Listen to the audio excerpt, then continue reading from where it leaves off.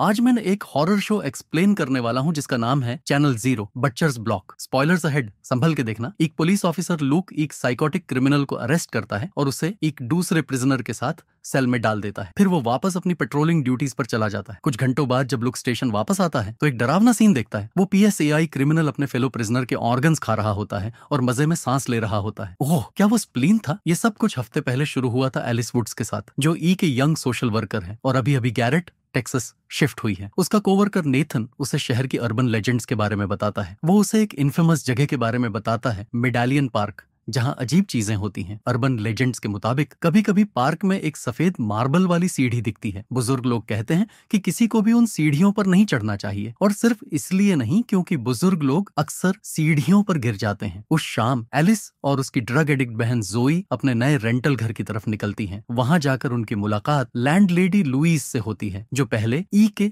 Reporter थी। ये reveal होता है कि उसने अपना काम छोड़ दिया था। अपने भाई के गायब होने के बाद अब वो के बड़ी सी कॉटेज थीम्ड हाउस में अकेली रहती है, जो टैक्सीडर्मी एनिमल्स से भरा पड़ा है। अगली सुबह एलिस अपने रूम में वर्कआउट कर रही होती है जब उसे के अननोन नंबर से कॉल आता है। जब वो कॉल उठाती है तो दूसरी तरफ उसकी माँ की आवाज होती है, जो इस वक्त के मेंटल हॉस्पिटल में है। बेचारी माँ अपने पास्ट बिहेवियर के लिए माफी मांगती है और एलिस से उसे वहां से ले जाने की भीख मांगती है। एलिस, जो क्लियरली अपनी माँ की बात सुन के इमोशनल हो चुकी होती है, बिना कुछ कहे फोन रख देती है। कुछ घंटों बाद नेथन एलिस को उसके पहले क्लाइंट्स के पास ले जाता है, तान्या मार्कस और उसकी छोटी बेटी इजाबेल। वो एक्सप्लेन करता है कि लोकल अथॉरिटीज इजाबेल को घर से हटा रही हैं और ये केस काफी मेसी हो सकता है। रास्ते में वो एक एरिया क्रॉस करते हैं जिसका नाम बुचर्स ब्लॉक है। नेथन बताता है कि ये शहर मीट पैकिंग प्लांट्स के आसपास बसा था, जो एक अमीर बिजनेसमैन जोसेफ पीच के थे। जोसेफ को अपना सरनेम पसंद नहीं था क्योंकि वो एक फ्रूट का नाम था, इसलिए उसने अपनी जिंदगी सिर्फ मीट को डेडिकेट कर दी। उसके वर्कर्स बुचर्स ब्लॉक में रहते थे और सब कुछ सही चल रहा था, जब तक के दिन जोसेफ अचानक गायब नहीं हो गया। उसके बाद पूरा एरिया बेरोजगार हो गया और धीरे धीरे बंद हो गया। नेथन एलिस को वार्न करता है कि वो कभी भी यहाँ अकेली ना आए, चाहे दिन हो या रात। थोड़ी देर बाद दोनों social workers Marcus house hold पहुंचते हैं और अंदर जाते हैं। नेथन टानिया से बात करता है और उसे समझाता है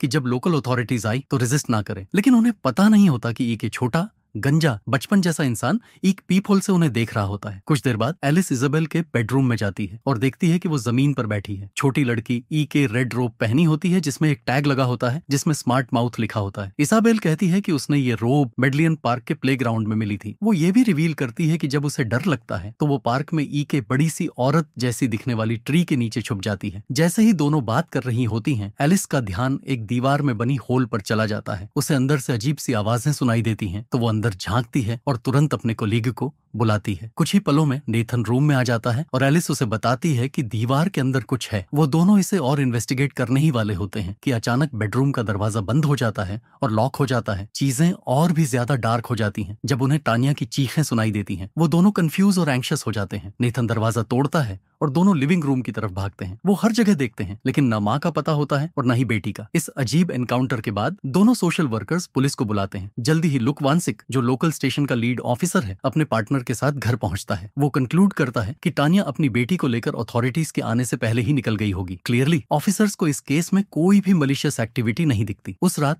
के बेचैन एलिस को लगता है कि शायद इजाबेल अभी भी उसके घर में छुपी हो सकती है। वो जोए को इस केस के बारे में बताती है और दोनों तुरंत मार्कस हाउस होल्ड की तरफ निकल पड़ती हैं। जैसे ही वो वहां पहुंचती हैं, एक मेंटली चैलेंज्ड औरत डायन उनका स्वागत करती है। उसके हाथ खून से भरे होते हैं और उसके हाथ में एक साइजर होती है। बिना किसी वार्निंग के डायन आगे बढ़ती है और जोए की आंख में साइजर घुसाने की कोशिश करती है, लेकिन एलिस उसे खींच लेती है और दोनों बहनें जल्दी से मार्कस फैमिली के घर में छुप जाती हैं। घर को थरोली सर्च करने के बाद एलिस डिसाइड करती है कि उसे लोकल पार्क जाकर उस लेडी लाइक ट्री को चेक करना चाहिए। दूसरी तरफ जोई पोर्च पर बैठ के सिगरेट जलाती है, लेकिन कुछ देर बाद उसे एक बच्चा दिखाई देता है जो एक लाल रोब में सड़क पर दौड़ रहा होता है। जोई अपनी बहन की दी गई डिस्क्रिप्शन याद करके सोचती है कि ये शायद इजाबेल हो सकती है। वो उसे चेस करती है, लेकिन वो बच्चा मेडालियन पार्क की तरफ दौड़ जाता है। इसके ऑपोजिट एलिस ऑलरेडी पार्क पहुंच चुकी होती है, जहां उसे लेडी लाइक ट्री दिखाई देता है। वो एक बड़ा पेड़ होता है जिसमें एक औरत का क्रीपी रोते हुए चेहरा बना होता है। वहीं पास में एक पुराना वुडन शैक भी होता है जिसमें बच्चों के टॉयज और एक हैचेट पड़ा होता है। एलिस जब शैक एक्सप्लोर कर रही होती है, तभी एक आदमी शैडोज से निकलता है। वो अपना नाम जोसेफ बताता है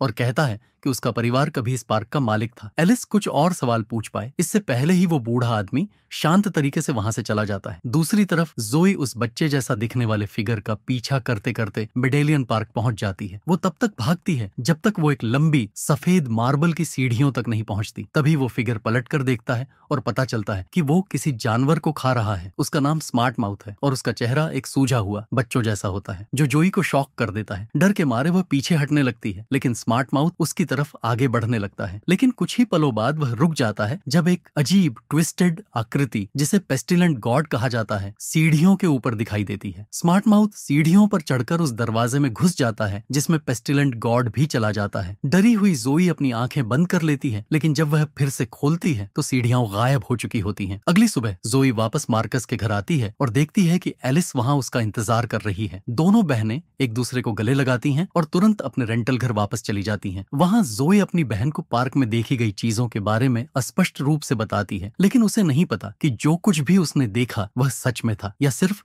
उसके दिमाग का खेल था। फिर जोई अपनी चीजें पैक करती है और घोषित करती है कि वह इस शापित शहर को हमेशा के लिए छोड़कर जा रही है। एलिस उसे रोकने की पूरी कोशिश करती है लेकिन जोई अपना सूटकेस लेकर बाहर चली जाती है। कुछ देर बाद एलिस लुईस के स्टडी रूम में जाकर जोर से बात करने के लिए माफी मांगती है। वह अपनी लैंडलेडी को समझाती है कि उसकी बहन घर छोड़ चुकी है लेकिन कहती है कि जोई जल्द ही वापस आ जाएगी। बात को आगे बढ़ाने के लिए एलिस नोटिस बोर्ड पर लगे कई सारे न्यूज़पेपर क्लिपिंग्स के बारे में पूछती है। लुईस समझाती है कि ये सब रिपोर्ट्स उन लोगों की हैं जो पिछले कुछ सालों में शहर से गायब हो चुके हैं। असल में लैंडलेडी को शक है कि एक खास फैमिली ये सब किडनैपिंग्स कर रही है। वह बताती है कि पीच फैमिली को आधिकारिक रूप से 1952 में गायब घोषित किया गया था लेकिन लुईस को लगता है कि उनमें से कुछ लोग अब भी इधर ही घूम रहे हैं और मासूम लोगों को मार रहे हैं। अचानक एलिस की नजर एक पुराने न्यूज़पेपर क्लिपिंग पर पड़ती है जिसमें जोसेफ पीच की फोटो होती है। उसके होश उड़ जाते हैं जब उसे समझ आता है कि यही वही आदमी है जिससे उसने कल रात बात की थी। कहीं और जोसेफ बस स्टॉप पर जोई के पास आता है और अपना परिचय देता है। साफ दिख रहा है कि उसके दिमाग में कुछ शेडी चल रहा है। अगली सुबह एलिस अपनी लैंडलेडी को बताती है कि जोई ने मेडालियन पार्क में कुछ डरावनी चीज देखी थी लेकिन उसने नहीं बताया कि क्या। दोनों वहां जाने का फैसला करती हैं और जल्दी ही एक प्लेग्राउंड पहुंचती हैं जो एस्टैब्लिशमेंट के बीच में होता है। वहां एलिस एक लाल चादर पहने बच्चे जैसा आकृति दूर भागते हुए देखती है। उसे लगता है कि यह शायद इजाबेल हो सकती है तो वह उसके पीछे भागती है और अपनी लैंडलेडी को अकेला छोड़ देती है। थोड़ी देर बाद एलिस देखती है कि वह बच्चा एक आदमी के पास जा रहा है जो 1950 के दशक का सूट पहने है। वह दोनों का पीछा करती है और उसके सामने एक दिमाग घुमाने वाला दृश्य आता है। एक लंबी संगमरमर की सीढ़ी जो पार्क के बीच में अकेली खड़ी है। बच्चा और वह आदमी सीढ़ियां चढ़ते हैं और अंत में एक दरवाजे में चले जाते हैं। कंफ्यूज्ड और शॉक्ड एलिस सीढ़ियों की तरफ जाती है लेकिन एक तेज बजिंग आवाज उसे बेहोश कर देती है। कुछ देर बाद लुईस एलिस को जगाती है और दोनों वापस घर लौट जाती हैं। वहां जाकर उन्हें एक और शॉकिंग चीज दिखाई देती है। जोई कंजर्वेटरी में खड़ी होती है एक अलग ही 1950 का ड्रेस पहने हुए। वह कहती है कि एलिस को अब टेंशन लेने की जरूरत नहीं है क्योंकि उसे क्यूर कर दिया गया है। दूसरी तरफ एक लोकल जंकयार्ड के पास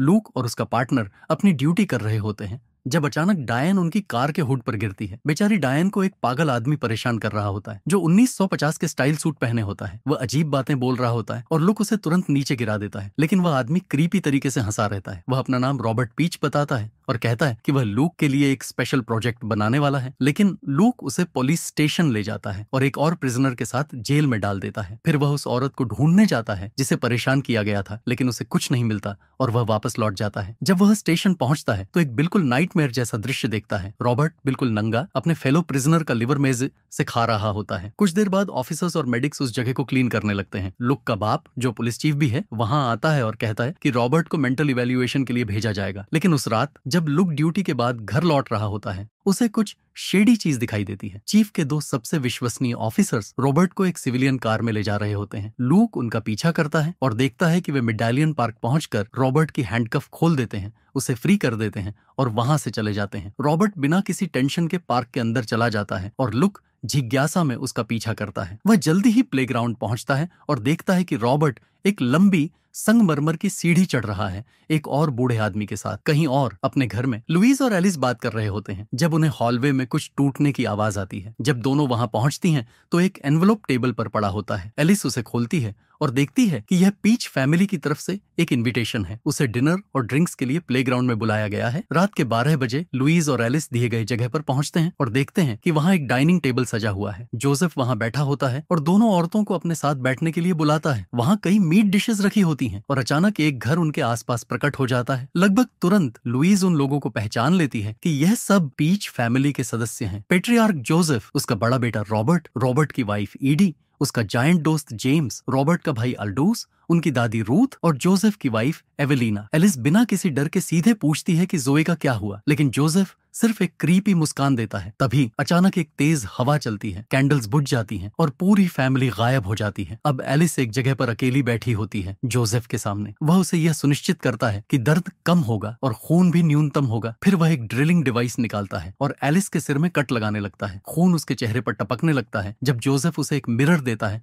और कहता है कि एक नजर डालो, उसके होश उड़ जाते हैं जब उसे समझ आता है कि उसकी खोपड़ी का एक हिस्सा मिसिंग है और वह अपने दिमाग के अंदर झांक सकती है। जोसेफ बड़े आराम से उसके दिमाग को प्रोब करता है और एक क्रीपी मिनी ह्यूमन को ढूंढ निकालता है जिसका नाम है मिस्टर स्किज़ोफ्रेनिया। वह चेतावनी देता है कि अगर ये जाग जाता है तो एलिस भी मेंटली डिस्टर्ब हो जाएगी, बिल्कुल अपनी माँ और बहन की तरह। लेकिन फिर भी जोसेफ उसे सीढ़ियां चढ़कर फैमिली से मिलने के लिए इनवाइट करता है। वह कहता है कि एलिस और उसकी बहन उसे अपनी बेटियों की याद दिलाती हैं और फिर वह हवा में गायब हो जाता है। तभी एलिस की पैरालिसिस खत्म होती है और उसे पता चलता है कि उसकी खोपड़ी बिल्कुल ठीक है। वह एक डाइनिंग टेबल के सामने प्लेग्राउंड के बीच में बैठी होती है और उसके अलावा सिर्फ लुईज वहां होती है। उसके सामने कटापटा इंसान का मांस पड़ा होता है जो कीड़ों से भरा हुआ होता है और उसमें से एक हाथ तान्या का होता है। दोनों औरतें ये देखकर टेबल से भाग जाती हैं और उल्टी कर देती हैं। जब वह वापस मुड़कर देखती हैं तो टेबल, ह्यूमन फ्लैश और पूरा घर बिना किसी निशान के गायब हो चुका होता है। घर पर जोई बाथ टब में होती है जब अचानक जोसेफ वहां प्रकट होता है, टब के एज पर बैठा हुआ। वह यह आश्वासन देता है कि वह उसे कभी चोट नहीं पहुंचाएगा और अगर वह कुछ खा लेगी तो बेहतर महसूस करेगी। जब एलिस और लुईस पार्क से निकल रही होती हैं तो उनकी मुलाकात लूक से होती है जो वहां इन्वेस्टिगेशन कर रहा होता है। वो खुलकर बताता है कि उसने कल रात एक क्रिमिनल को लंबी संगमरमर की सीढ़ियां चढ़ते देखा था। लेकिन एलिस, जो पहले ही बहुत ज्यादा डिस्टर्ब्ड होती है, इस कॉन्वर्सेशन में कोई इंटरेस्ट नहीं लेती और आगे बढ़ जाती है। जब दोनों घर पहुंचती हैं तो देखते हैं कि एलिस का कोवर्कर नेथन उनका इंतजार कर रहा होता है। वह कहता है कि एलिस ने काम मिस किया, लेकिन वह उसे इग्नोर करके सीधा अंदर चली जाती है। फिर एलिस जल्दी से अपनी बहन के पास जाती है जो गेस्ट बेडरूम में आराम कर रही होती है। गर्मी होने के बावजूद जोई ने अपने ऊपर शीट्स और ब्लैंकेट ओढ़ रखी होती है जो एलिस को थोड़ा सस्पिशियस लगता है। वह तुरंत ब्लैंकेट खींच लेती है और देखती है कि जोई की टांग से तेज ब्लीडिंग हो रही है। सीन अचानक बदलता है और दिखाया जाता है कि जोई को एक लोकल हॉस्पिटल ले जाया गया है। एलिस उसके बेड साइड पर होती है जबकि नेथन और लैंडलेडी रूम के डोर के पास खड़े होते हैं। तभी लुईस को लूक का कॉल आता है जो उससे तुरंत मिलना चाहता है। पता चलता है कि वह भी किसी ऑफिशियल काम के लिए हॉस्पिटल आया है और फिलहाल कैंटीन में है। इस वजह से लुईस और नेथन नीचे जाते हैं पुलिस ऑफिसर से मिलने। थोड़ी देर बाद दोनों लूक से हॉस्पिटल कैफेटेरिया में मिलते हैं और वह अपनी बात शेयर करना शुरू करता है। लूक बताता है कि उसके फादर के आदमी ने कल रात मिडलियन पार्क में एक किलर को आजाद कर दिया। वह क्रिमिनल बाद में एक स्टेयरकेस चढ़कर एक डोर के अंदर चला गया, एक ओल्ड मैन के साथ। जैसे ही वह लोग ये चर्चा कर रहे होते हैं, रॉबर्ट सीधा कैफेटेरिया के बाहर आ जाता है। वह उन्हें देखता है लेकिन बिना किसी टेंशन के कैजुअली डांस करके चला जाता है। लूक ये देखकर स्टन्ड रह जाता है, इसलिए वह तुरंत अपनी गन निकालता है और उस साइकोटिक क्रिमिनल के पीछे भागता है। ऊपर एलिस और जोए अपनी कंडीशन को लेकर बात कर रही होती हैं। जोए नहीं बताती कि उसकी लेग में इतनी बड़ी चोट कैसे लगी, लेकिन एक फ्लैशबैक में दिखाया जाता है कि उसने अपनी ही टांग का एक टुकड़ा काटकर खा लिया था। कहीं और लुक, लुईस और नाथन हॉस्पिटल में रॉबर्ट को ढूंढ रहे होते हैं,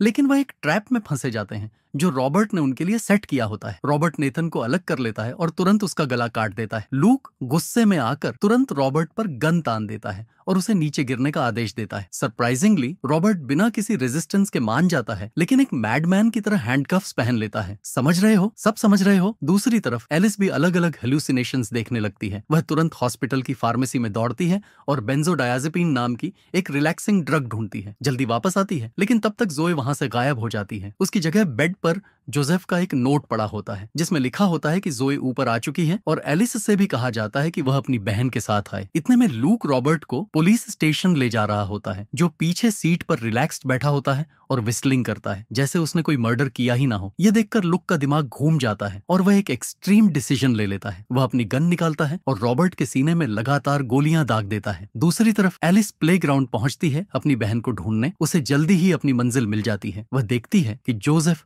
जोई को सीढ़ियों पर ले जा रहा है और डोर के अंदर ले जाता है। कोई और ऑप्शन न होने की वजह से एलिस भी सीढ़ियां चढ़कर डोर के अंदर चली जाती है और ये एपिसोड एक क्लिफहैंगर पर खत्म हो जाता है। ऐसे और वीडियोस के लिए नोटिफिकेशंस ऑन करें और चैनल को सपोर्ट देने के लिए लाइक करें। शुक्रिया देखने के लिए।